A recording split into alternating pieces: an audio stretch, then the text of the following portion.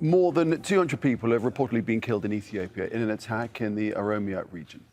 Witnesses say the victims belong to the Amhara ethnic group. The Oromo Liberation Army has been blamed for the attack, but it says it is not involved.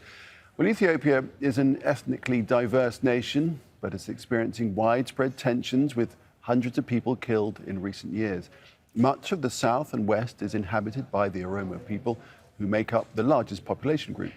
To the north is the Amhara region. Amhara communities are Ethiopia's second largest group. Conflicts have largely been fueled by groups demanding more land and power, with attempts to drive out those they regard as outsiders. OK, let's get more from the independent journalist Samuel Getachew, who joins us from Addis Ababa. And Sam, tell us more about this attack. 200 people have been killed so far. Well, what we know so far is more than 230 people have died. That number is expected to go much, much higher. This morning, the Prime Minister Abiy Ahmed, tweeted saying his priority, our priority, he said, referring to his government, is to bring peace and security.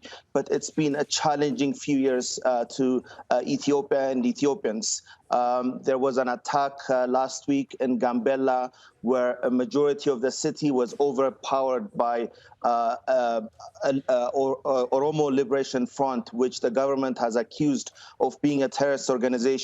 And these organizations, when they're defeated somewhere else, they tend to react in other parts of Ethiopia, as we've seen yesterday, this last weekend, which, again, at least 230 Amhara people of Ethiopia were killed. But once again, that number is expected to go much higher, and the government is expected to react as pressure to act is mounting.